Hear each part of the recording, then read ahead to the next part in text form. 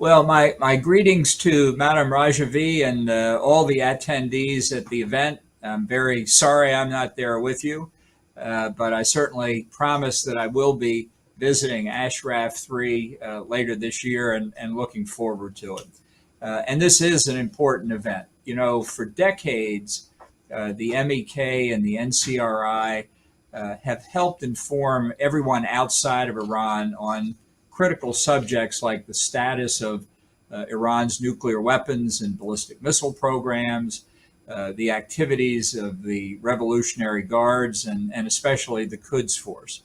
Through publications and conferences, new information provided by the MEK and the NCRI and their supporters inside and outside Iran have been critical to the international debate about how to handle the threat from Tehran.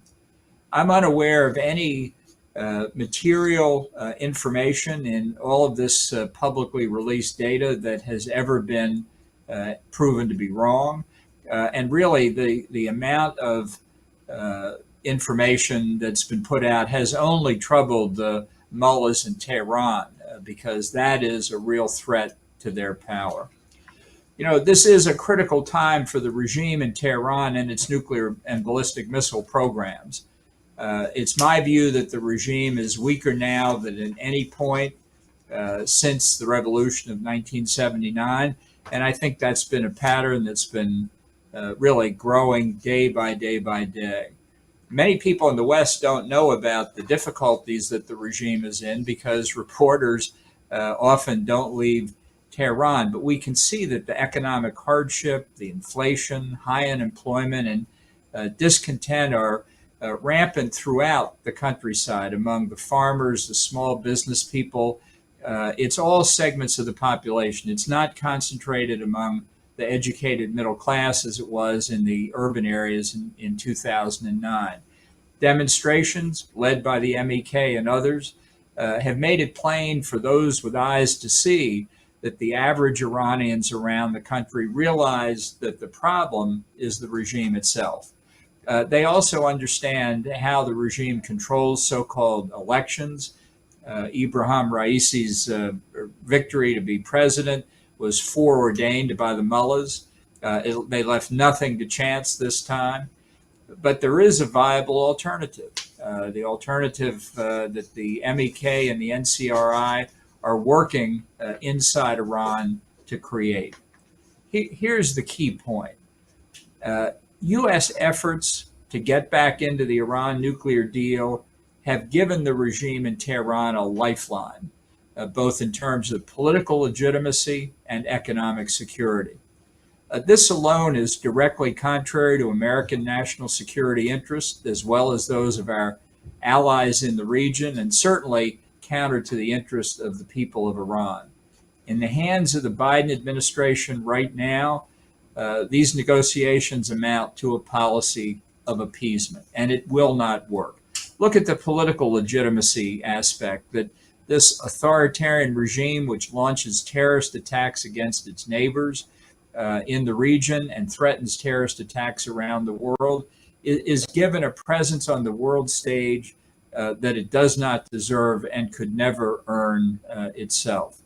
And from the perspective of economic legitimacy, we've seen the administration in America weaken its own sanctions, encouraging others to ignore them as well.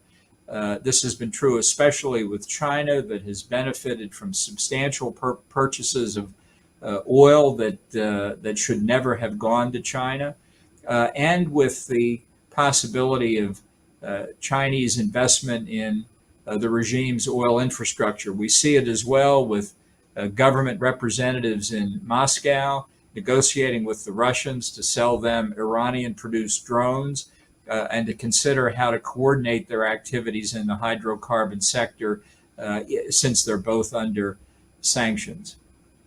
And yet, despite any number of U.S. concessions, these negotiations on a possible re-entry into the JCPOA may finally be coming to an end. And it's critical that it stop, because if we ever allowed the sanctions to be lifted and the frozen assets to be returned, This is something that would benefit the regime in ways that you can't even calculate simply in dollars and cents. There's a direct correlation between the nuclear program and the regime's survival. So if the deal fails, the regime's economic lifeline also disappears. So that more sanctions, more effective enforcement of sanctions here become critical if we're ever going to get back to a maximum pressure campaign.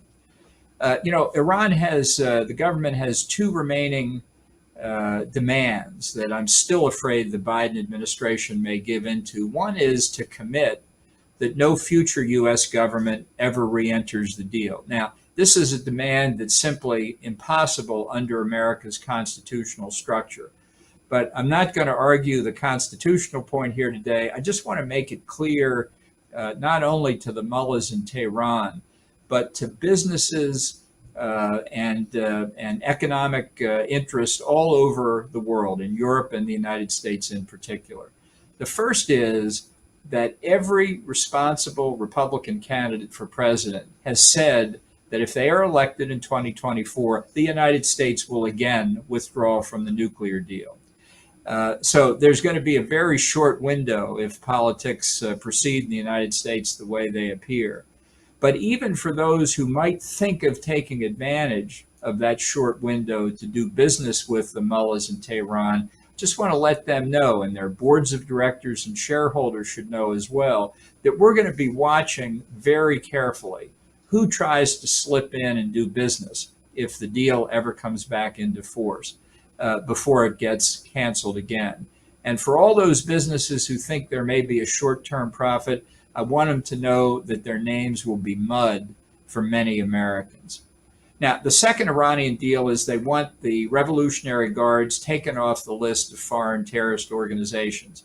I've heard from several people that it was actually the Biden administration itself that suggested that that delisting the IRGC might be a possibility. I can't speak for the truth of these reports, but I would say next year it's something Congress should very much investigate, as they should investigate the entire course of the Biden administration's handling of these negotiations. The Revolutionary Guards are a terrorist organization, not just through the Quds Force externally with their threats in the region, their threats in Western Europe and the United States. They're terrorists within Iran too. But no organization, even an armed force in an authoritarian society, is a monolith. And communications with dissident elements inside the Revolutionary Guard, I think, is something that the United States and others should support. And let me be clear, and I've said this to this group before, my feeling about it is stronger today than it's ever been. It should be the declared policy of the government of the United States to allow the people of Iran to govern themselves. The regime in Tehran needs to be overthrown, and sooner rather than later. It's time to reject any policy of appeasement toward the regime of the mullahs. There's no evidence whatever that they've ever made a strategic decision to give up their pursuit of nuclear weapons. In fact, we know that it's their strategic policy that this, having that capacity, is a tool of coercion within Iran itself, against their neighbors in the region and worldwide.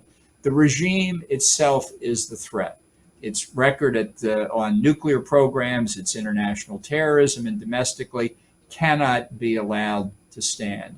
Far more can be done to assist the efforts of the MEK and the NCRI, all legitimate opposition groups, and to restore representative government and the rule of law in Iran. So again, I just say I'm sorry I'm not there with you today, but I'll say this: we will meet again in a free Tehran. Thank you very much.